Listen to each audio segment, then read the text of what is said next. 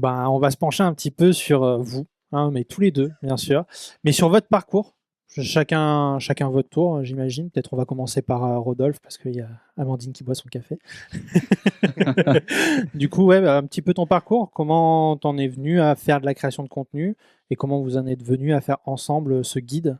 Je pense que l'histoire pourrait durer 2 heures si je te racontais un petit peu tout en détail. On va essayer d'être un petit peu bref. Du coup, moi, à la base, je voulais être traducteur. J'ai toujours eu un amour pour les langues. C'est les seules matières dans lesquelles j'étais bon à l'école, c'était l'espagnol et l'anglais. D'accord. Donc, automatiquement, moi, quand il a fallu trouver une fac, ma mère m'a dit bah, va faire des langues. De toute façon, t'es bon. T'es Ça bon a l'air de te là-dedans, plaire, donc fonce, quoi. let's go.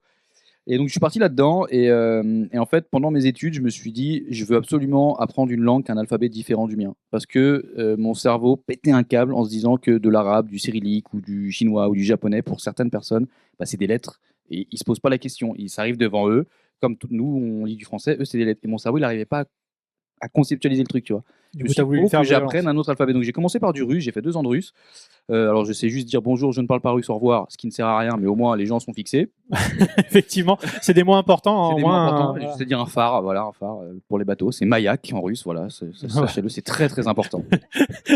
Et du coup, pendant mes études, je suis parti à l'étranger à Manchester pour 1 an pour étudier la traduction. Et c'est là-bas que je me suis dit que je voulais voyager parce que j'ai rencontré des gens du monde entier. J'ai notamment rencontré des Japonais qui étaient venus en études là-bas. C'est là que j'ai commencé à apprendre le japonais parce que, en fait, je voulais apprendre une langue asiatique qui écrivait avec cet alphabet, ce syllabaire. Mhm. Et j'hésitais entre le chinois et le japonais. Et puis le japonais sonnait mieux à mon oreille. Donc, juste de manière très subjective, je me suis dit, bon, bah écoutez, je vais partir sur le japonais. J'ai commencé à gribouiller 2, 3 mots. Les composantes de mon prénom, c'est Rod, la gloire en allemand, et Wolf, le loup. Et bah, j'ai appris à dessiner ces mots-là. Et petit à petit, j'ai kiffé. Et donc, j'ai appris les hiragana, j'ai appris les katakana. J'étais dans le train là, pour aller à la fac. Parce T'étais à qu'après, fond, quoi. j'ai refait, du coup, quand je suis rentré d'Angleterre, j'ai fait du coup 2 ans à l'INALCO à Paris pour apprendre le japonais, pour me perfectionner, parce que j'avais commencé en solo et je voulais vraiment perfectionner ça. Mhm. Avec l'idée que je voulais partir voyager. Parce qu'en Angleterre, je me suis dit, c'est trop cool, tu rencontres des gens du monde entier, tu parles plein de langues dans les soirées. Enfin, c'est top, quoi. C'est génial, ouais, bien sûr. Donc, ça a commencé de là. J'ai bossé 1 an en job un peu étudiant, mais à plein temps quand même, pour ANA, qui est le Air France japonais, quoi, globalement. Ouais, Pas du tout je Airways vois, à je Charles vois. de Gaulle. J'y suis allé au culot. J'étais à l'aéroport avec des potes qui repartaient au Japon, qui prenaient cette compagnie-là. Et je suis allé voir les gens à l'accueil. Je leur ai dit bonjour, je voudrais travailler avec vous, comment on fait. Et ils m'ont donné un stage. Et après, ils m'ont repris pour 1 an parce que ça marchait bien, que je me débrouillais en japonais, les passagers m'aimaient bien. Et après, je suis parti au Japon, du coup, parce que je me suis dit, bah, maintenant que j'ai appris un peu à parler le japonais, il est temps que j'aille là-bas, quoi, tu vois. Que j'aille le pratiquer sur le Exactement. terrain. Et donc je suis arrivé au Japon un peu comme ça, dans l'idée de bah voilà, juste me perfectionner dans les langues et pour après faire quoi, j'en sais rien. J'avais 24 ans, j'aimais les langues, j'aimais voyager et c'est On est en quelle année là quand tu es au Japon pour la première fois? 2000. Bah, j'ai 34 ans, j'en avais 24, c'était il y a 10 ans. Ok, 10 ans. Donc 2014, on est en quoi 2000, non, 16 du coup. 2016. Waouh, ouais, ça passe vite. Hein. Un peu, ouais.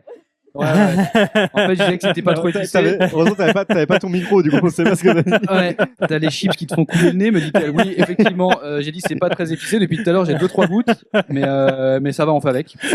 On voit pas, donc je pense pas que j'en vois. Ça va très bien. Tu sais, je suis un peu rouge et tout. C'est le mec qui raconte son histoire, il en peut plus.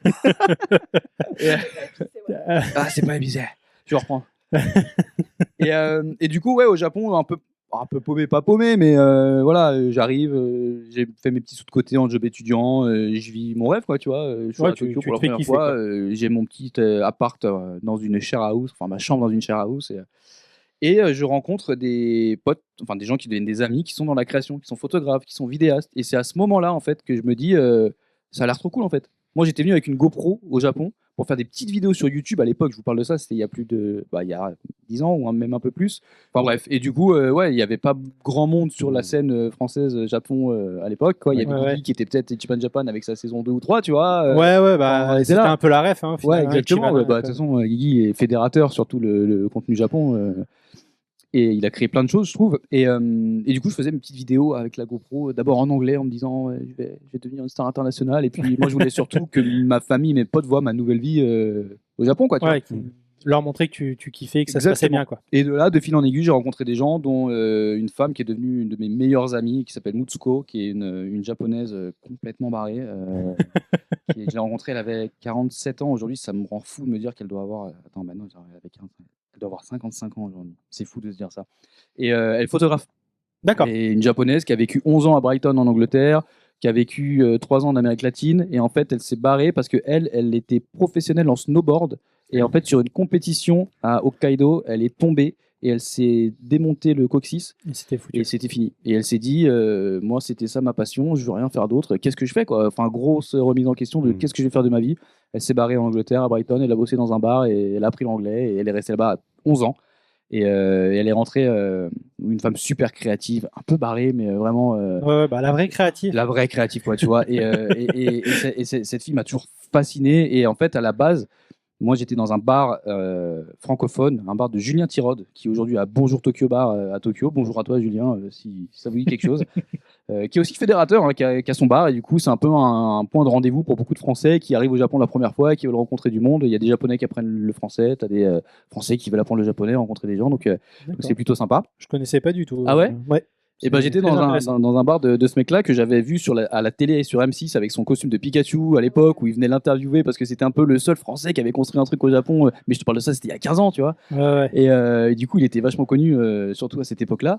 Et donc j'étais dans son bar et je discutais avec des potes français. Et là, il y avait un gars que j'ai rencontré et qui m'a dit tu devrais faire modèle. C'était l'époque il y a 10 ans en arrière. Il faut se remettre dans le contexte. Il y a 10 ans en arrière, tu étais français, blanc-bec, tu arrives au Japon, fais modèle. C'était un peu le job. C'était soit prof d'anglais, soit modèle. D'accord. C'était un peu les deux jobs des. Bah, un peu comme a fait Mitsu, du coup, forcément. Ouais, mais lui. Parce que lui, il a fait modèle aussi, Ouais, photographe, puis après. ouais, mais lui, je pense qu'il avait vraiment plus une carrière artistique. Déjà, c'est ce qu'il voulait. Lui, Ouais. il était venu dans Ouais, ce lui, truc il était- de devenir musicien. Il avait vraiment ça Ouais, en non. tête. Alors que toi, Alors que moi, je toi, suis c'était arrivé, éloigné. Quoi. j'ai fait waouh, c'est trop bien Tokyo. Et je voulais pas faire modèle du tout, mais ce mec-là m'a un peu motivé, tu vois. Il m'a Ouais. dit, je connais une photographe, elle m'a fait mon book, tu vas voir, tu devrais la contacter. Il m'a donné son numéro, c'était Mutsuko. D'accord. Et du coup, je me retrouve une semaine après, je l'ai contactée, elle m'a dit OK, et je suis sur le carrefour à Ikebukuro, un quartier de Tokyo, au niveau de la sortie ouest, devant le McDo, pour ceux qui connaissent, et elle arrive en face, et le premier truc qu'elle me dit, c'est ah, mais t'es vachement plus petit que ce que je pensais. Et là, je me dis, Comment te mettre bien? donc déjà, elle est pas normale, tu vois. C'est pas le oh, Hajime mashite, sumimasen, tu vois, très codifié japonais. Je me suis dit déjà, elle a l'air marrante, tu vois. Ah ouais. On fait les photos. Tu vas pas t'ennuyer, quoi. Ouais, on fait les photos et tout. Et mes premières photos de mode, je les ai sur un disque dur, faudrait que je vous les envoie, c'est quelque chose. Et Mutsuko, elle me dit écoute, je te fais pas payer le shooting qu'on a fait là, si tu acceptes de devenir un modèle pour moi, en fait, parce que je fais des ateliers photographes avec d'autres photographes. On a besoin de modèles. Et si t'es chaud, bah, tu viens chez moi, il y a plein de photographes, on passe des après ensemble et tout. Et j'ai dit, bah, let's go, quoi. Tu payes pas si tu nous laisses te photographier. Exactement, exactement. Très Et bien. du coup, ouais, de là, j'ai vécu des trucs, mais fou. En plus, elle avait un appartement qui est vendu aujourd'hui à Ikebukuro, justement, au 8e étage, vu, il y avait le mont Fuji au loin. C'était ouais, le truc de l'appartement de dingue. la tante, un truc de fou furieux, sol chauffant. Le truc et de tout. dingue. Un truc de malade. J'ai passé mes meilleurs souvenirs du Japon sont là-bas, à me faire photographier par des gens que je connaissais pas, qui me demandaient de me mettre tout nu, de cacher mon. J'étais là, genre, mais qu'est-ce qui se passe? Et puis tu sais, t'es là, t'as 24 ans, tu découvres, et tu dis, bah. Ouais, vas-y, on le fait, tu vois. Et tu peux aller dans la baignoire et te mettre tout nu et on voudrait prendre ton visage dans l'eau. Ouais, de ouf. Et puis là, t'as 4 personnes que tu connais pas. Toi, t'es à poil dans la baignoire. Tu fais, bah, c'est le Japon, j'imagine, tu vois. Et de là, je pense que ça m'a ouvert les portes d'une carrière artistique à laquelle je n'avais jamais pensé avant. Précis. Voilà. Non, mais Oui, artistique, on va rester, je vais préciser mon propos. C'est très intéressant. Et hein. du coup, voilà, après avoir été photographié par différentes personnes, j'étais pas forcément très à l'aise. J'ai pas ce côté, je suis quand même assez, je suis très sociable, mais je suis quand même assez réservé comme garçon. Bien Et sûr. je pense que ce côté de faire des photos, et je voyais les photos qu'ils faisaient, de ma tronche et d'autres, parce qu'il y avait d'autres modèles, il n'y avait pas que moi. Bien sûr. Il y avait des jeunes filles bien plus photogéniques et sympas à prendre en photo que ma tronche. Et je me suis dit, moi aussi, je veux faire des photos, en fait, ça a l'air trop cool. Et du coup, bah, j'ai acheté un appareil photo. Après, je me suis plus mis à la vidéo. Mais voilà, ma carrière, entre guillemets, carrière Ouais, artistique et création de contenu, elle est née de là. À ce moment-là, avec cette rencontre avec Mutsuko. Bah, du coup, en réalité, ta carrière de créateur a commencé avec des gens qui créaient justement. Exactement, en fait. ouais. Pas forcément toi dans l'envie de base de le faire, Non, mais. non, moi à la base c'était juste pour partager. J'avais ma petite GoPro, comme je te dis, et mon Canon 1100D entrée de gamme pour vraiment montrer, sans micro, sans rien, pour montrer à mes potes. Et puis j'ai rencontré cette fille qui m'a. Grâce à qui j'ai pu vivre tout ça derrière, en fait. Puisqu'en fait, elle a, je pense, ouvert dans mon cerveau une porte que j'aurais jamais ouvert autrement et je lui en serais à tout jamais reconnaissant. Ouais. Ouais, elle t'a montré un monde que tu n'aurais même pas pu imaginer, quoi. Clairement. Et de là, voilà, je me suis mis à faire de la vidéo, de la photo, et puis après, bon, bah, de fil en aiguille, je me suis mis à, comme un peu tous les gars qui font de la photo partagée sur Instagram, d'avoir beaucoup de photos, après de la vidéo. Et je suis quelqu'un de très passionnel. Quand j'aime quelque chose, j'y vais à fond. Alors quand j'aime pas, ça rentre pas, c'est impossible. Bon, les mathématiques, la physique, ça n'a jamais voulu rentrer. Je suis une merguez. Mais alors, tu vois, je sais parler japonais, je sais le lire et je suis pas trop mauvais en photo, en vidéo parce que j'aime ça, quoi. Ouais, du coup, ouais, vraiment le vrai passionné, quoi. C'était la version courte. Je suis désolé, c'était très long. Mais c'est très bien. Et toi, du coup, Amandine, raconte-nous un petit peu C'est ton quoi la parcours. question déjà? Ton parcours, tout simplement, ton parcours. Comment t'es arrivé à faire de l'animation? Parce que tu fais aussi de l'animation. Mon parcours, notamment, j'imagine, avec le Japon. Bien sûr. Ouais. Ça a commencé très tôt. J'avais un cousin qui adorait les mangas, les animés. Le classique. Dans les années 90, donc je crois mes premiers mangas, mes premiers animés, j'avais genre même pas 10 ans. D'accord. Petit à petit, j'ai acheté pas mal de mangas et en fait, c'est ça qui me passionnait par rapport au Japon. Et donc, dès mes 18 ans, j'ai fait un voyage avec des copines. Enfin, c'est la mode, ça me parlait de fou, la mode japonaise, parce que c'est vraiment très créatif, très exubérant. Et après mes études, après mon master, j'avais déjà fait 3 voyages au Japon. Et après mes études, en fait, je suis partie vivre au Japon pour commencer, entre guillemets, ma carrière. Oh, Rodolphe, c'est artistique, moi, c'est très corporate. D'accord. Donc ouais, moi, c'est complètement corporate. Donc en fait, je suis partie au Japon, je ne parlais pas japonais, pas un mot, je ne savais ni lire ni écrire. Et en fait, j'ai fait 6 mois d'école à mi-temps. Et je travaillais en parallèle. En fait, dès que je suis arrivée, j'ai trouvé un job D'accord. dans un bureau. Donc, Direct. direct, ouais, corporate. Et au bout de 6 mois, j'ai quitté l'école pour commencer en fait à plein temps à travailler. J'ai vécu 4 ans au Japon, dont 3 ans à travailler et 1 an un peu à faire, à se balader, notamment à faire le road trip, etc., à faire des trucs un peu plus artistiques. Le côté artistique dans ma vie, c'est un peu plus lui. Ouais, Je bien me sûr. suis mis dans la photo grâce à lui, il m'a appris. Donc voilà, c'est ça ma vie au Japon. Moi, c'est vraiment en fait côté corporate, Ouais. le travail, etc. Et après toute une aventure au Japon, on est rentré à Taïwan et après on est rentré en France. Et aujourd'hui, en France, en fait, je travaille dans l'animation japonaise. Toujours un petit lien avec le Japon, du C'est coup. ça, ouais. C'est ça, ouais. En fait, en rentrant en France, je me demandais est-ce que je continue à travailler dans le marketing de manière random, etc. J'ai eu cette opportunité de travailler pour une entreprise qui achète des licences donc japonaises d'animés et qui les exploite en Europe. Mhm. Et donc, je fais maintenant du marketing d'animation. Donc, en fait, quand vous voyez des fois des pubs, des machins par rapport à l'animation, c'est moi qui suis derrière. D'accord. Voilà.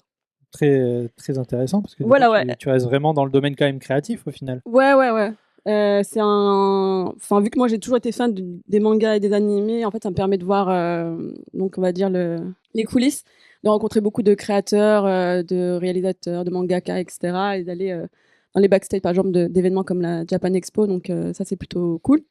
Et voilà. Donc ouais, moi, mon côté Japon, c'est beaucoup moins artistique, beaucoup plus travail et beaucoup de voyages surtout. Yes. Après, c'est toi qui m'as initié à tout ce qui est manga et animé, hein, parce que moi, c'est un truc assez C'est pas particulier du avec tout, moi. C'était pas du tout mon truc. Enfin, pas du tout mon truc.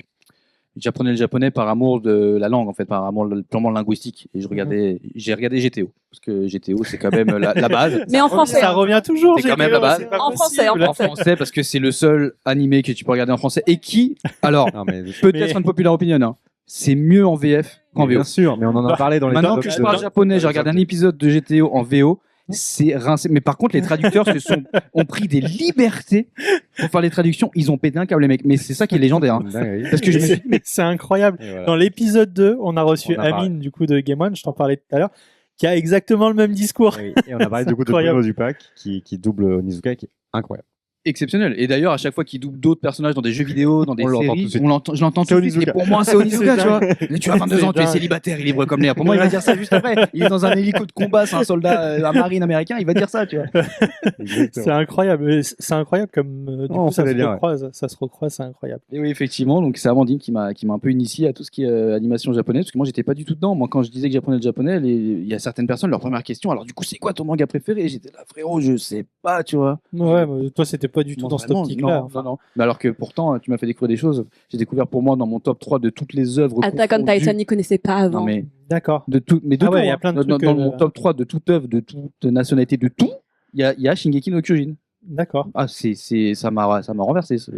Ouais, bon, en même Chef-d'œuvre. temps, ça a renversé pas mal de personnes, j'ai envie de dire. Ouais. Merci. Ouais, de rien, de rien. Hein. Et du coup, pourquoi vous en parlez pas, par exemple, de tout ça dans vos vidéos?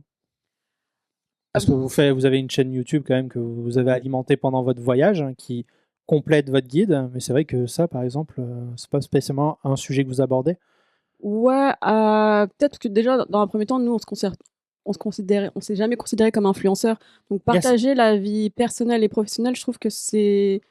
Enfin, on a quand même pas mal de pudeur par rapport à notre vie personnelle. Vous restez discret, quoi. Ouais, même pas discret, c'est que ça nous vient pas à l'esprit de raconter notre vie, en fait. Ouais, bien sûr, bien sûr. Ouais, c'est pas un réflexe naturel. C'est un véritable effort pour Amandine ou pour moi de faire une story pour parler d'un truc. Mais même de parler du livre et tout. Hein. Je bien sûr. à 15 fois Bien et, sûr, mais... j'aime pas et j'ai l'impression que je vais saouler les gens parce que je vais leur faire de la pub, ils ont pas envie de voir ça. Alors que si, en fait, les gens s'intéressent à ce que tu fais, mais c'est comme dit Amandine, on n'a pas cette vous n'avez pas cette prétention, surtout peut-être, vous vous sentez peut-être pas éligible à faire ce genre de choses, non, même pas. Hein. C'est qu'en fait, nous, à la base, Rodolphe, quand il a commencé à faire des vidéos de son côté, c'était notamment pour le fun, parce qu'il aimait la création, parce qu'il voulait partager des choses avec les gens en ligne. Moi, je suis venue avec lui un peu plus tard quand on s'est mis ensemble. Et après, notre premier projet créatif ensemble, c'était en fait des documentaires. Parce que moi, je suis passionnée par les documentaires. et j'adore l'artisanat. Donc, je me suis dit, vas-y, il fait de la vidéo. Moi, j'adore ce côté créatif. On fait un truc ensemble. Avant de partir du Japon pour vraiment vivre à fond notre expérience. Encore une fois, moi, je travaillais beaucoup. Donc, je faisais des semaines, des fois à 72 heures, vraiment, et sans rigoler. Donc, je faisais que travailler. Et je connaissais rien du Japon, en fait. À part, j'habitais à Shinjuku, je travaillais à Shinjuku et je connaissais que Shinjuku pendant 3 ans, en fait. C'est fou. De se dire que tu vis là-bas, mais que tu connais qu'un seul quartier. J'avais mes potes, ils venaient me voir et en fait, eux, ils voyageaient et moi, je pouvais pas voyager parce que je devais travailler. Et ça, c'était dingue. Donc, en fait, c'est aussi ça, l'origine du road trip Japon, c'est que avant de partir du Japon, moi, je voulais vraiment découvrir le Japon, en fait. Et d'où dormir dans le van avec un petit budget, faire les documentaires, rencontrer plein de gens. Enfin, voilà, moi je fais du marketing, de la communication, du management de projet. Donc moi, organiser tout ça, c'était vraiment mon pur plaisir. Et c'était une galère, mais c'était tellement fun. Et en fait, on allait voir des artisans, nous, en tant qu'étrangers, à une époque où c'était pas commun, en fait. Genre, la plupart d'entre eux n'ont jamais vu d'étrangers avec des caméras arriver, en fait. Ça les a surpris, même. Ils connaissaient que la télé, quoi, s'il y avait la télé qui venait. Ouais, moi, il y a même un petit monsieur dans une boulangerie, quand il a vu ma caméra, il a dit, c'était du coup le boulanger qui gérait la boulangerie, c'était son fils, donc c'était le papa, et en japonais, il dit, mais c'est quoi, pourquoi il a une petite caméra, a l'air de dire, qu'est-ce qu'il nous fait avec sa petite merde, lui, tu vois, et moi, j'étais là, genre, je vous comprends, monsieur. Il s'attendait à avoir une équipe débarquée, alors que nous, on était juste tous les deux. En plus, ce jour-là, j'étais malade. Et effectivement, comme dit Amandine, nous, on est parti dans tout ce concept de road trip Japon. En tout cas, l'aspect vidéo, il est parti d'un postulat assez simple, c'est que c'était quand même un moment où il commençait à y avoir plus de contenu sur le Japon, mais c'était toujours des gens qui parlaient pour décrire, en fait, donc qui parlaient pour les Japonais. Et en fait, on s'est dit, on veut laisser la parole aux Japonais. Donc nous, on est parti là-dessus. Sauf que, effectivement, sur YouTube, une chaîne YouTube qui va fonctionner, il faut qu'il y ait un visage, il faut qu'il y ait un personnage qu'on a envie de suivre. Et c'est aussi pour ça qu'il y a beaucoup de gens qui rentrent dans ce jeu-là et qui font plein de stories, qui racontent grave leur vie. Et après, ça devient difficile aussi, même pour eux, tu vois, d'avoir une scission entre vie pro, publique et vie privée. Qu'est-ce qu'ils peuvent partager, qu'est-ce qu'ils peuvent pas partager. Il y a certaines fois, on l'a vu, on va rien citer, mais il y a eu des moments où c'est compliqué parce qu'il y a où ta vie privée, ta vie professionnelle, il y a des débordements et après les gens prennent parti alors qu'ils te connaissent pas. Ça peut vite déborder, devenir très compliqué et assez invivable pour les gens parce que c'est des gens, hein, même s'ils ont 200 000 abonnés, 300 000 abonnés, c'est des gens. C'est des êtres humains. Et donc c'est assez compliqué. Et nous, on voulait pas faire ça.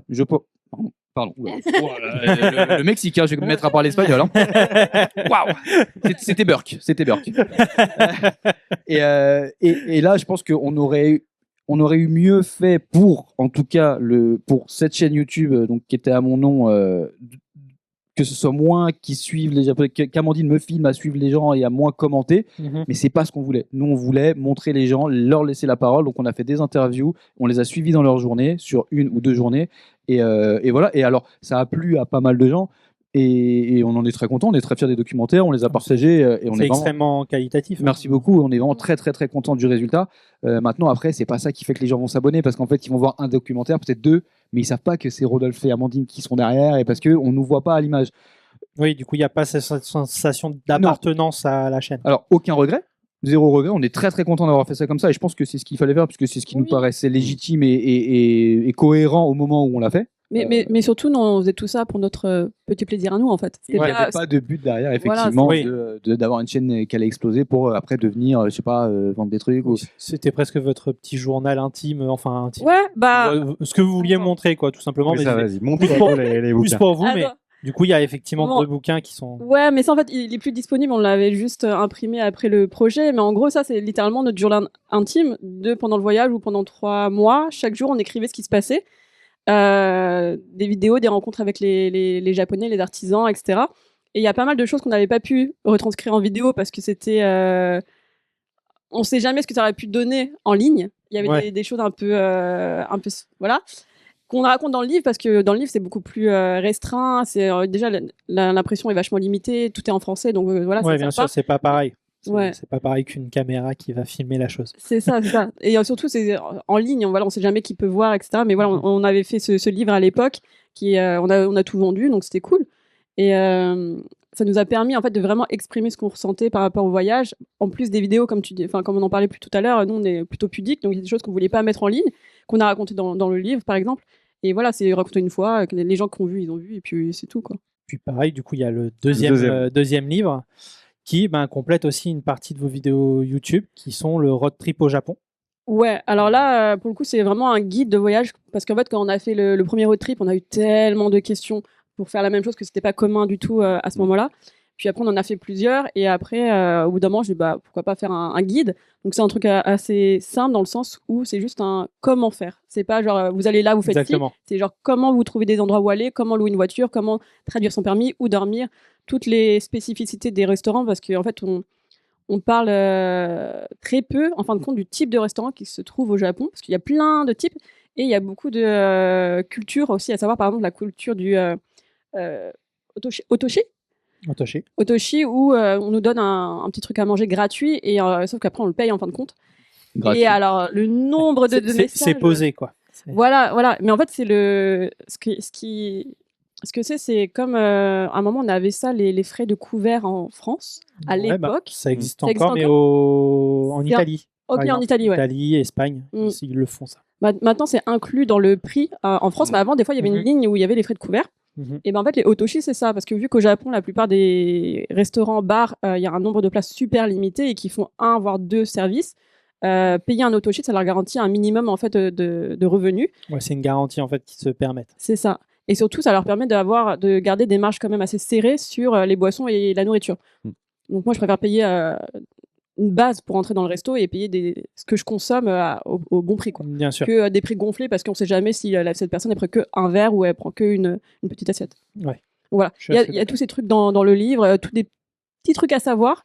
C'est ça qu'on voulait partager. C'était pas un guide pour donner aux gens 3 itinéraires et aller que là-bas, quoi. Ouais, vous vouliez vraiment aider les gens à pouvoir préparer le voyage, mais comme vous auriez aimé pouvoir le préparer réellement, parce que vous avez certainement eu des galères que justement les gens qui liraient ce livre n'auront pas. Ouais. Même nous qui habitions au Japon et qui parlons japonais, il y a eu plein d'incompréhensions quand on a dû prendre la voiture et se balader à travers le pays parce que en fait Tokyo c'est juste un tout petit bout du Japon. Donc on parle beaucoup de Tokyo sur les réseaux sociaux, c'est beaucoup documenté, etc. Mais le reste pas trop. Et nous, il y a eu plusieurs fois où on a eu des situations mais aberrantes où on allait dans un restaurant au milieu de la forêt par exemple et c'était... Enfin, si tu veux raconte, mais genre c'était n'importe quoi. Pour revenir sur ce qu'Amandine disait, effectivement, on veut pas donner 3 itinéraires clés en main entre guillemets parce que ça reste dans la logique de ce qu'on disait tout à l'heure. Aujourd'hui, il y a des endroits où tout le monde veut aller parce que tout le monde veut sa photo de la pagode, du Mont Fuji avec le Lawson ou je sais pas quoi. Mais ça, c'est pas ce qu'on veut. Nous, on veut vous dire, il y a un mode de voyage alternatif. Louez une bagnole, faites traduire votre permis. Par contre, après, vous allez où vous voulez. On peut vous guider et vous dire dans telle région, il y a des choses jolies à voir en fonction de ce que vous aimez. On ne va pas vous dire allez à tel temple, à tel truc. On n'a pas la prétention de fédérer tous les voyageurs road trip. Mais si c'est pour qu'après, il y ait 15 bagnoles de Français qui regardent le même truc, bon, c'est pas forcément ce qu'on recherche. Et c'est là où il y a le problème du surtourisme. Bien sûr, bien sûr. Qu'est-ce que je voulais dire? Oui, par rapport à cette anecdote, c'est vrai que quand on est en road trip aussi, l'avantage, entre guillemets, alors il faut avoir ce côté un petit peu... pas extraverti, mais il faut pas avoir peur de finir dans des petites situations assez drôles. Et c'est vrai que même en connaissant la culture et en parlant la langue, des fois on se retrouve dans des... On était au pied du Mont Fuji, autour du Mont Fuji, et il y avait sur la carte, sur le GPS, ça me disait ramen. Je me suis dit, bon, on va se faire des ramen ce soir, ça va être top. Et là, on arrive, mais on était dans la forêt de. C'était Ghibli le truc, hein. On était dans une forêt limite. Moi, je voyais ça plutôt en film d'horreur, on allait nous tuer. Ah ouais, non. Mais... En fait, Ah ouais, c'est pas la même t'arrives, ambiance. t'es dans une forêt de séquoia ou je ne sais quoi là, et puis d'un coup, t'as la petite auberge qui arrive avec les lampions japonais rouges et de la lumière à l'intérieur. Ouais, donc tu sais que c'est le restaurant. On se dit, c'est le restaurant, de toute façon, il n'y a que ça. Il n'y avait rien d'autre, hein, vraiment. Et t'as 7 bagnoles qui sont garées sur le petit parking en terre battue à côté, quoi. On se gare là, et j'arrive, je vois que c'est pas des ramen, mais je me dis, bon, bah, c'est un restaurant, on s'en fiche, tu vois.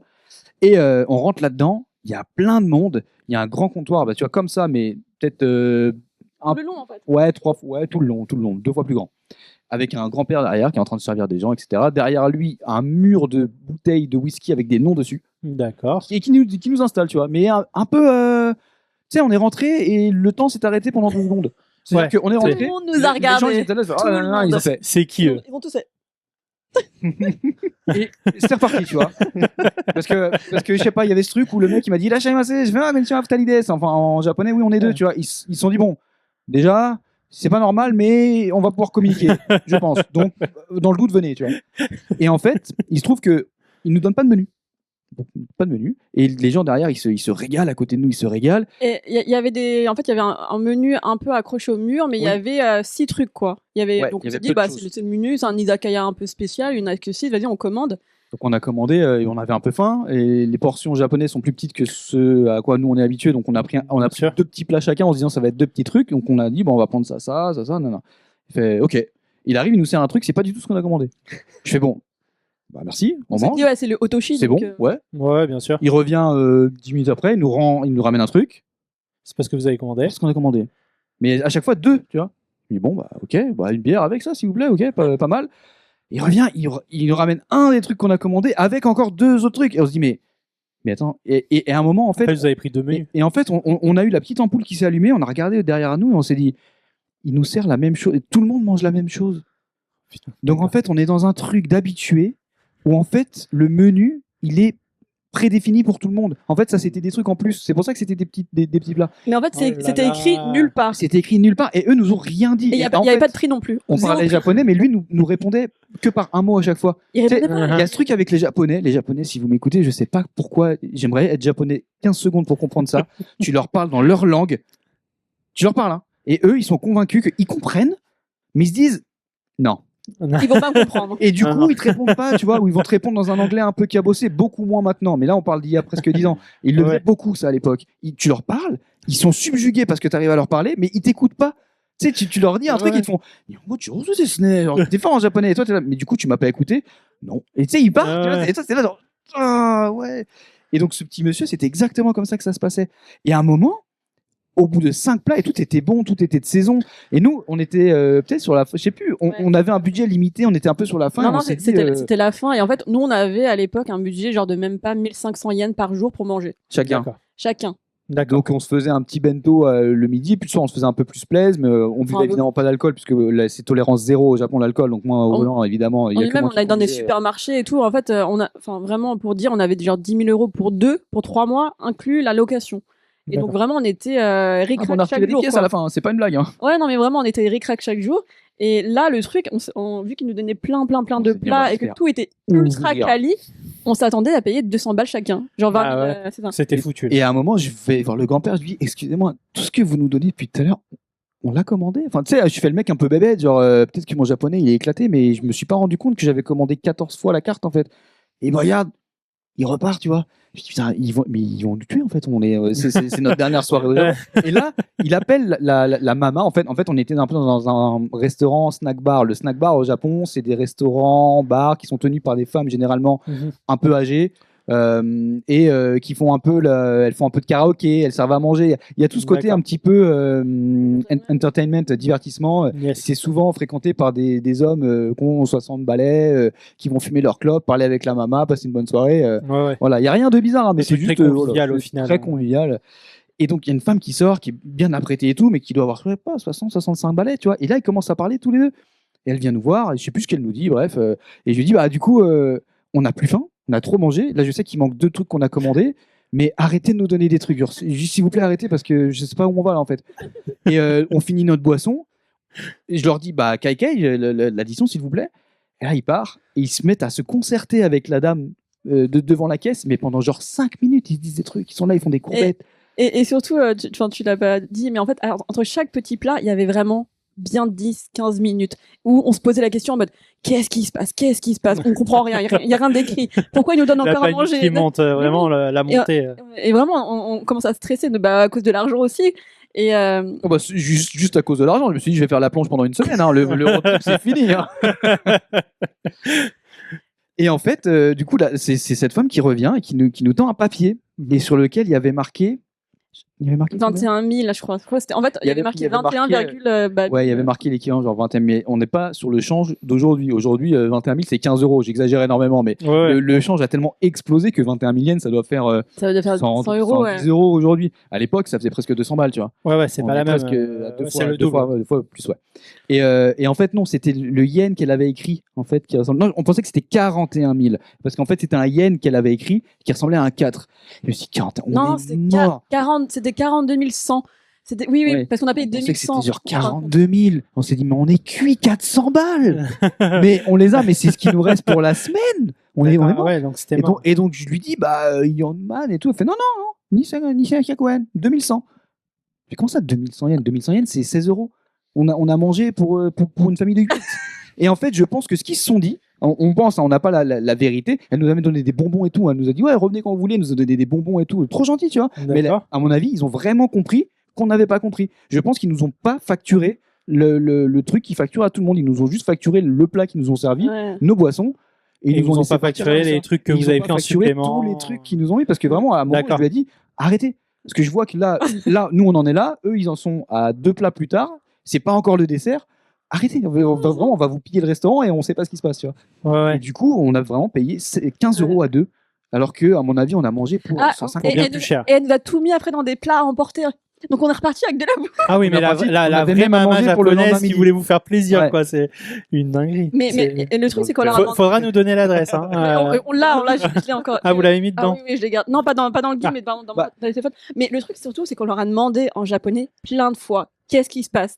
À aucun moment, ils nous ont expliqué. C'était écrit nulle part. Ils se sont dit, c'est les étrangers, on va pas les calculer, on continue notre truc. Mais à la fin, on était tellement gênés. On est rentré, on s'est mis dans la voiture, on s'est regardé avec Amandine et on a commencé à respirer à nouveau. On s'est dit, mais qu'est-ce qui s'est... Il s'est rien passé de grave ou d'effrayant, mais on s'est vraiment dit, on les a rackettés, les pauvres, mais malgré nous. C'est juste que. Ouais, c'était pas un choix. On n'a pas compris, ils nous l'ont pas expliqué. Et du coup, elle s'est dit, ils ont pas compris, les jeunes, en fait. Donc, je vais pas leur facturer le course, en fait. Je vais leur facturer ce qu'ils ont commandé. Ouais. Mais c'est l'incompréhension qui était très, très, très longue, en fait. Ouais. On est resté 2 heures. Vous avez vraiment pu. Quasiment 2 heures, ouais. Vous avez vraiment pu commencer à stresser, vous dire, le voyage, c'est fini, on s'arrête là. Nous, on avait encore un artisan à voir derrière. Enfin, tu remets en cause plein de trucs. Et puis, tu te dis, il faut que je ramène la bagnole, il faut faire le plein. C'est tout bête, mais 400 balles au lieu de 20 balles. Ouais, c'est pas pareil. Ça change tout. C'est clair. Donc voilà, ouais. On a eu plein de petits trucs comme ça pendant les 3 mois de road trip et c'est des choses qu'on a mis dans le guide pour que les gens en fait puissent comprendre et avoir les clés de compréhension en fait. Parce que si on parle pas pour japonais, éviter d'avoir ce moment de stress justement. Il y a une vidéo parce que du coup on a fait des petits vlogs à l'ancienne. Oui. Oui, il y a une vidéo où il y a la moitié de la vidéo, c'est ce dont on vous parle là. Donc si vous voulez voir la tronche du grand-père, le restaurant. Vous avez une partie de la vidéo où c'est ce qui se passe dedans. Si. Ah bon, t'avais filmé dedans? On se filme en train de se dire, on comprend pas ce qui se passe et tout. Ah ouais, je me rappelle plus. Pour le coup, je l'ai pas vu, du coup, il faudra absolument qu'on regarde ça. Mais c'est dingue.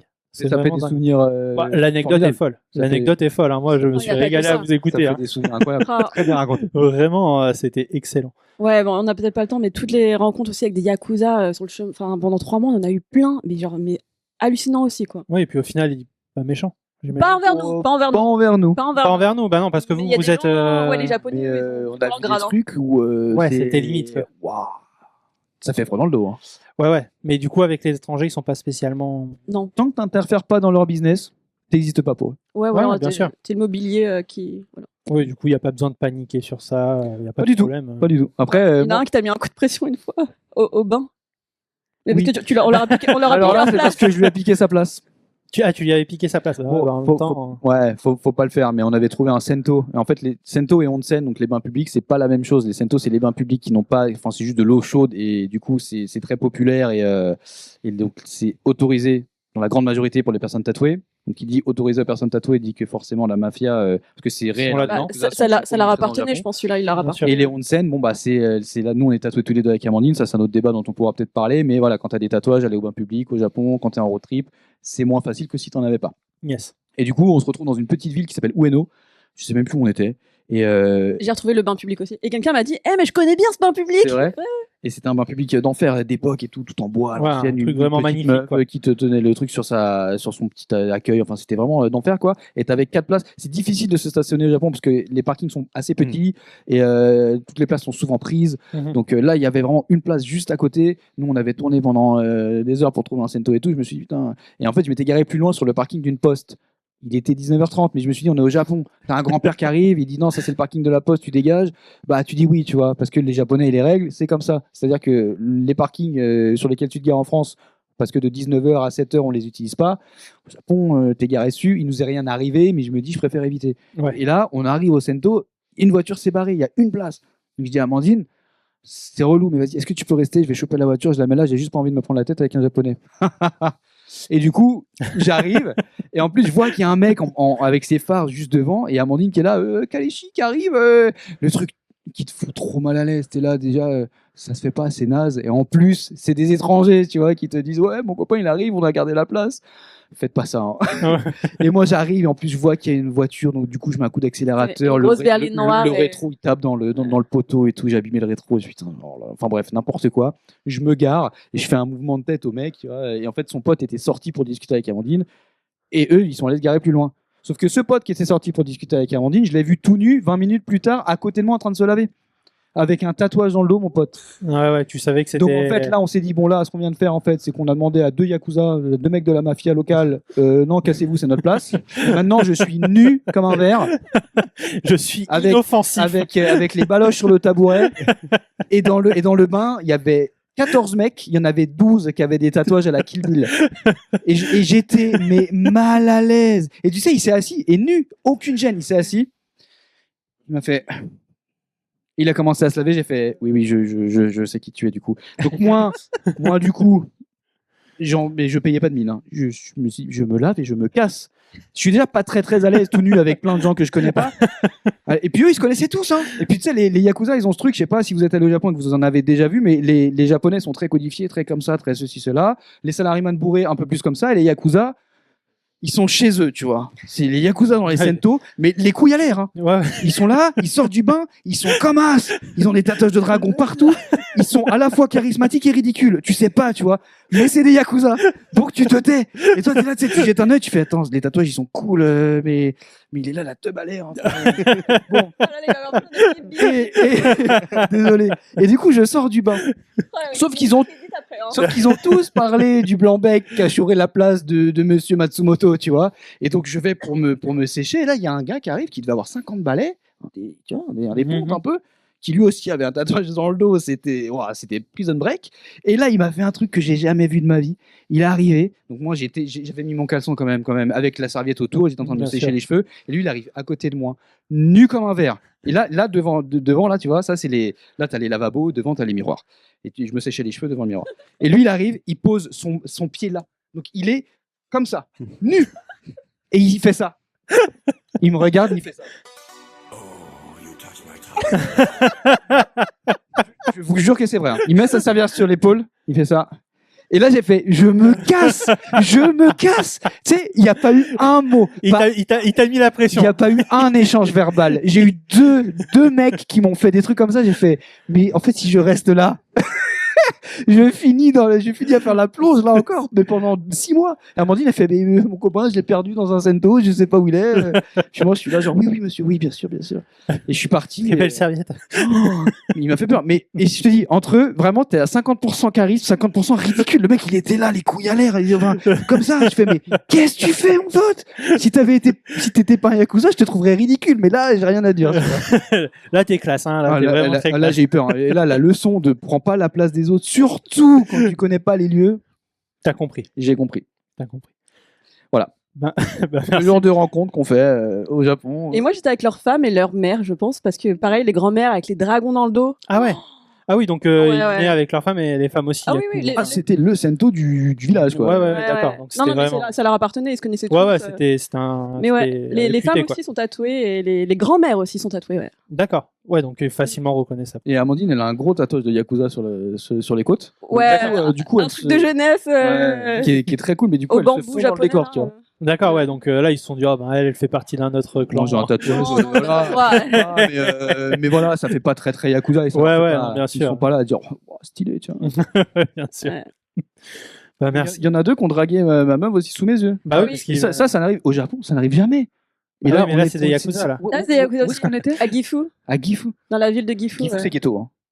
Non, mais c'était la périphérie de Gifu. C'était la et- périphérie de Gifu, c'était ghetto. Hein. Et là, c'était que des Et là, grosses ouais, bagnoles, ils arrivent en mais grosse que des berline. jeunes, tu vois. Pareil aussi, Ils ouais. ont genre 20 ans, tu vois, c'est des gamins. Ah, mais ouais. tu sens que c'est les mecs, fils ou neveux, et ils Ouais. veulent jouer des mécaniques. Ouais, bien Donc sûr. moi, bon, voilà, c'était là le fameux onsen où le mec il était comme ça. Je me suis dit, bon, je vais pas rester là, je me lave et je m'en vais parce que je prends la pression. Donc j'attendais bien sûr. Amandine. Mais j'ai Non, tellement. non, c'est pas le même, hein. Bah, celui là dont je parle, où les deux mecs t'ont dragué, moi je suis parti genre 30 minutes avant toi parce que j'ai flippé des mecs.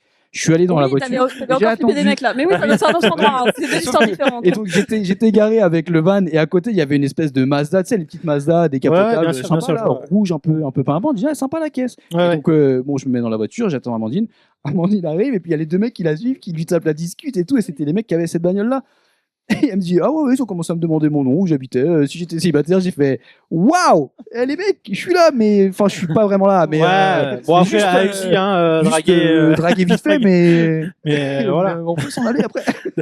des anecdotes de dingue, quoi. Ah je te jure. Ben, merci beaucoup pour ces anecdotes. On va faire une question ping-pong. Donc, je vous donne deux choix. Vous choisissez entre les deux. Vous avez le droit de donner chacun une réponse différente. Oh. Il n'y a aucun problème. Et bah, c'est parti. Road trip ou organisé? Road trip. Facile. Avion ou train? Ça dépend de la distance. Ouais, ça dépend de la distance. Ouais. Ça dépend.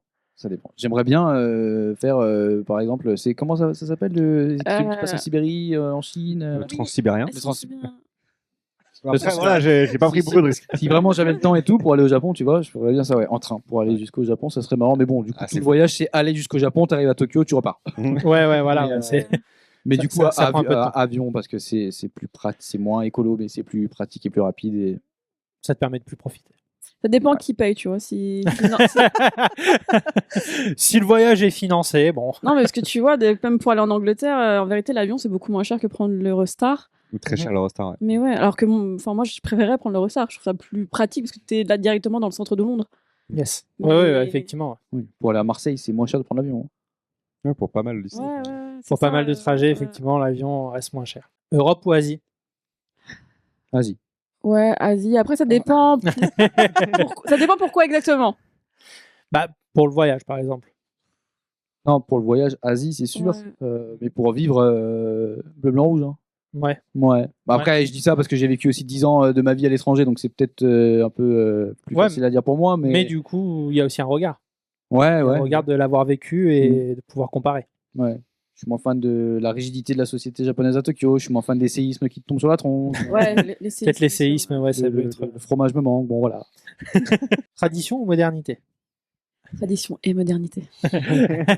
Pas de choix. Entre les deux. Entre les deux, ouais. Non, la modernité, compliqué. ce serait mentir. La modernité, enfin, ça dépend ce qu'on entend par tradition, mais tu m'enlèves le chauffage, l'eau chaude et le wifi. Ouais. Moi, je pense que le Wi-Fi, c'est le bon exemple de la modernité. La modernité, c'est quand même sympa. Les Ouais. antibiotiques. Jouer en fibre avec les copains le soir sur l'ordinateur, c'est Effectivement, je suis assez d'accord. cool. Paris ou Tokyo? Tokyo. Ouais, je veux dire, si tu Ouais. dis Paris, tu mens, hein, parce qu'on va pas se mentir. Tokyo. Van ou camion? Van. Le van Van. tout petit. Ouais, c'est ça. Ouais. Van.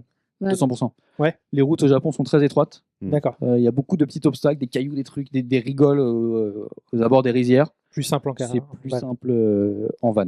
Et D'accord. ouais, même en Europe, je pense que c'est beaucoup plus. Enfin, tu te fais moins remarquer quoi, si t'es en van qu'en camion.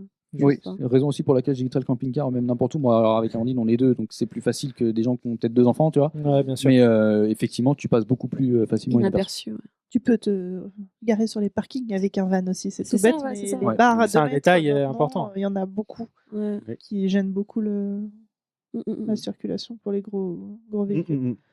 Même si, bien que tu passes inaperçu avec un van au Japon, il faut savoir que sur les plaques d'immatriculation au Japon, il y a différentes informations dessus, dont notamment un hiragana, donc une lettre japonaise, quoi, globalement, et le wa, ça veut dire voiture de location. Donc les Japonais savent du premier coup d'œil si une voiture est une voiture de location ou pas. Donc D'accord. voilà, s'il y a un van un minimum aménagé avec un wa sur la plaque d'immatriculation, Ils vont pas trop. voilà, t'es inaperçu, mais ceux qui ont l'œil, ils vont te remarquer quand même. Ouais. Alors ça peut être des Japonais d'abord, hein, mais Ouais, bien sûr, voiture de location quand même. Entre potes ou en couple? Bon, entre potes, puisque de toute façon, on est les meilleurs potes. Donc, Bah ouais, on est les meilleurs. Non, mais c'est vrai, au final, hein, notre compagne, c'est souvent notre meilleur ami aussi, mais bon. C'est du coup plus. Genre, est-ce que pour voyager, vraiment avec des potes ou juste entre vous, c'est. Ouais, bah, ça dépend. Bah, nous, on voyage beaucoup ensemble. Et je pense que les potes, ça dépend aussi du niveau d'intimité. Parce que quand tu voyages longtemps, en plus, tu te retrouves à chaque fois dans des situations.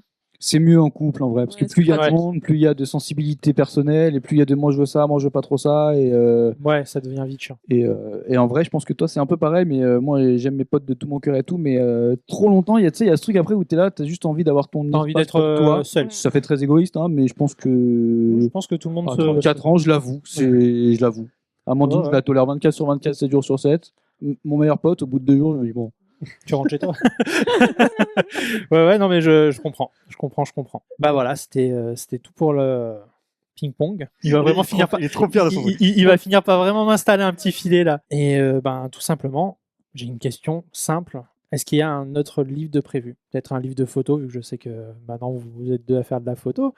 Est-ce qu'un livre de photos sur le Japon, quelque chose comme ça, c'est un projet? C'est une idée, quelque chose? Est-ce qu'il y a quelque chose sur le feu? Alors non, il n'y a rien sur le feu. Et pas de livres photos non plus.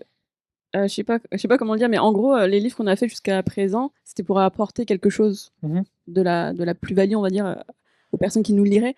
Je trouve que un livre de photos pour nous, ce serait pas pertinent. Enfin, c'est un peu Ça un marcherait dégo trip, pas quoi. plus que ça en plus, en vrai, parce que si c'est juste un livre de photos sur le Japon, c'est sympa, mais pourquoi on achèterait ce livre-là au lieu d'un autre? En fait, tu sais, ça se Bien note sûr. un peu dans la masse, Ouais, bien sûr, bien sûr. à moins d'être le photographe, etc. Mais vraiment, maintenant au Japon, il y a le photographe fois 8000. Et non, mais là, peut-être, on en a parlé, c'est pas du tout dans les tuyaux, mais un livre d'anecdotes, ou en tout cas un petit truc avec toutes les anecdotes, parce qu'en Ça fait, y est, on lui a Ouais, donné. il y en a un en paquet. fait, hein, il y en a un en les paquet, hein. racontant, je me rends On fera une compte dédicace que- à la fin. Non, mais c'est vrai, en fait, t'en as autant, hein, mais je me rends compte qu'effectivement, on a vécu des choses qui, aujourd'hui, moi, je les ai digérées et je les regarde avec le sourire quand j'y repense, mais c'est ma vie, ça me paraît pas extraordinaire, entre guillemets. Et en fait, quand je les raconte, je me dis que oh, j'ai vécu des trucs, tu vois. Et des Ah. fois, je me dis, le Rodolphe d'avant, il s'est chauffé quand même, tu vois. Bah, le truc, c'est que quand même, il faut se dire, peut-être pour toi, effectivement, ça semble un petit peu anodin parce qu'en fait, tu l'as vécu, mais pour. Pas anodin, mais c'est digéré. tu Ouais, vois, voilà, c'est digéré, comme tu dis. Mais en fait, il faut se mettre à la place de. Bah, est-ce que toi, t'aimes bien écouter les anecdotes des potes ou des trucs comme ça, en Qui kiffe les vrai? podcasts, toi Non, moi, juste les miennes, moi. Mais tu Non, vois, oui, tu vois, oui, mais oui, c'est bien sûr, vrai bien que c'est sûr, le c'est gros vrai. kiff. Enfin, moi, je peux écouter des anecdotes pendant des heures, il n'y a pas de problème. Ouais, et ouais, je vais c'est me vrai. régaler, quoi. Et du coup, c'est vrai que ça se prête avec toute l'expérience que vous avez eue et toutes les aventures, j'ai l'impression un petit peu what the fuck qu'il y a pu avoir. Ça se prête bien à faire ça quand même. Ben écoutez, juste une dernière question. Est-ce qu'il y a dans votre voyage, est-ce qu'il y a eu un regret? Bon, j'allais dire une frayeur, mais bon, frayeur, il y en a Il y en a eu eu, plusieurs. hein, on a pu le voir. Mais est-ce qu'il y a eu un regret? Quelque chose que vous n'avez pas fait ou peut-être quelque chose que vous avez fait qui au final n'était pas du tout à la hauteur de vos espérances? Ouais, il y a un regret, c'est hyper précis et c'est encore une anecdote, donc je vais pas tout raconter, mais à un moment, on faisait un tournage et on devait faire un tournage de No sur une scène flottante à Miyajima. Mhm. Et en fait, on a fait un gros voyage, etc. par rapport à ça, donc c'était pour un des documentaires. Et la personne qui nous a proposé d'aller dormir chez elle nous a collé un dîner avec une personne qui parlait apparemment anglais. D'accord. Au moment où la scène flottante devenait flottante, mais nous, on le savait pas, et on pensait rester toute la journée. Et ouais, c'est un regret parce que c'est un truc qui arrive, je crois, une fois tous les 5 ans, un truc comme ça, cet événement. Et cet événement, c'était extrêmement compliqué pour avoir les autorisations. On avait travaillé avec l'Office du tourisme de Miyajima, enfin, D'accord. c'est dingue. Et en fait, elle nous a forcé à partir pour faire un dîner avec son ami. Et en fait, on a appris que son ami était même pas. C'était quoi? Elle nous disait prof d'anglais ou. où elle était à l'accueil de la gare du coin ou un truc comme ça, et elle parlait avec des étrangers de temps en temps parce qu'il y en avait qui étaient là et que Elle donnait des Hiroshima flyers en Miyajima. anglais, quoi. En fait, elle donnait des flyers et elle disait hello. Et même D'accord. cette personne qu'on a eu le dîner, elle était même, enfin, elle en avait rien à faire de console. En fait, je Ouais, du pense coup, que énorme elle aussi, elle déception. s'est fait embarquer et Ouais, que elle aussi s'est fait tu vois, en embarquer. fait, il y avait un pilier principal qui a embarqué les deux Français et la japonaise, et on s'est retrouvés là, les yeux dans les yeux, à se dire bah, you speak English? Not really. Ok, bah je vais prendre une bière. Moi. Pendant qu'effectivement à Miyajima, il y avait le Il y avait spectacle. le spectacle de No. Ouais, c'était dingue. Et là, quand en fait, une fois qu'on a conscientisé ça, on était là, mais genre on est venu tout ça, on a fait tout ça, on a organisé tout ça pour filmer ce documentaire, cette scène flottante avec les acteurs de No au coucher du soleil. Et en fait, on nous a dit d'aller au supermarché acheter des trucs, quoi. Voilà. Bon, Mais- Mais du coup, Ça- c'est la frustration. Ça, c'est même plus une anecdote. Ça, c'est une anecdote qui s'étale sur 3 jours complets. Ouais, bah, C'est- après, c'est très long comme anecdote. C'est très long, mais en fait, là, tu vois, t'en parles, je repense à des trucs. Mais... Elle voulait Ah, pas ça a- qu'on ça a été comme ça dorme dans la pendant même 3 jours. chambre parce qu'on n'était pas mariés. Elle nous a dit, Bah, après, elle nous a dit je sais pas quoi dire. on faisait la soirée et on leur a dit, oh, vous savez à quelle heure demain, on est un peu fatigué, on devait partir vers 10h. Elle fait, oh, bah vous vous levez à l'heure que vous voulez, mais le départ, c'est 7h45. L'heure qu'on veut, mais le départ, c'est 7h45. Ouais. Et ça c'est très gentil, mais oui, ils nous ont fait des trucs. C'était balèze. Ouais, ça a été un petit peu des dingueries, quoi. Mais Ouais. du coup, vraiment la grosse déception d'avoir loupé cet événement, quoi. Bah ouais, toi, ouais. Enfin, oui, mais vu que je l'ai pas vu, de toute façon. Tu peux pas être déçu de quelque chose que tu vois pas. C'est ça. Ouais, mais voilà, moi j'avais planifié, j'avais planifié Ouais. dans mon truc et je savais Mhm. pas qu'au moment où il demandait de partir, c'était le moment où il y avait ça en fait. Mais parce que Et, toi, t'as ce truc où tu supportes pas l'imprévu.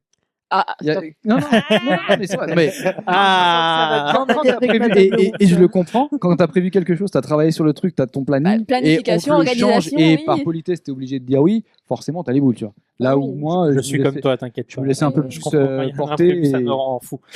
Ah non, mais je me Moi, dis j'étais juste les, là avec mes caméras. les images qu'on aurait eues au coucher du soleil, enfin, c'est vraiment c'est le rendez-vous toutes les 4-5 ans, là, je sais pas quoi. Il fallait partir au supermarché. Ouais, je comprends. Ben, merci pour encore cette petite Ouais. anecdote aussi, un Oh, petit merci. peu. Je sens qu'il y avait potentiel à encore faire une belle anecdote. Mais peut-être qu'on verra Avec, ça pour, ouais, le avec futur. une visite d'une brasserie de saké. Ah, non, te lance pas dedans. D'accord.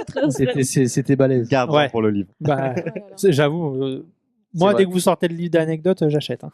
je préviens. Je rentre chez moi, je Sous m'y mets. forme de petite BD, ça marcherait super bien, je pense. Ah, j'avoue, Ah ouais, avec de la faut mise en scène BD, Ah oui, Faut trouver quelqu'un pour l'artiste, dessiner. ouais. idée à prendre, je pense.